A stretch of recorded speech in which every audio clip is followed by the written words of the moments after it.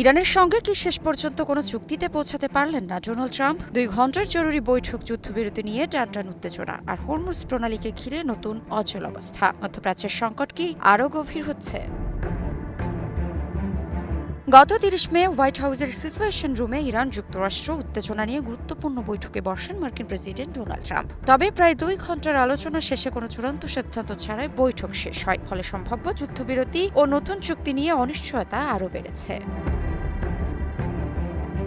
Trump প্রশাসনের এক জ্যেষ্ঠ কর্মকর্তার তথ্য অনুযায়ী 2 পক্ষের মধ্যে একটি সম্ভাব্য সমঝোতার ভিত্তি তৈরি হলেও কয়েকটি গুরুত্বপূর্ণ বিষয়ে এখনো মতপার্থক্য রয়ে গেছে। মার্কিন যুক্তরাষ্ট্রের প্রধান দাবিগুলোর মধ্যে রয়েছে ইরানকে ইউরেনিয়াম সমৃদ্ধকরণ বন্ধ করতে হবে, তাদের মজুদ অন্য দেশের কাছে হস্তান্তর করতে হবে এবং বিশ্বের অন্যতম গুরুত্বপূর্ণ জ্বালানি রুট হরমুজ প্রণালী 30 দিনের মধ্যে মাইন মুক্ত করে খুলে দিতে হবে। অন্যদিকে ট্রাম্প স্পষ্ট জানিয়ে দিয়েছেন, মার্কিন শর্ত পূরণ না হওয়া পর্যন্ত ইরানের কোনো জব্দকৃত অর্থ ছাড় দেওয়া হবে না।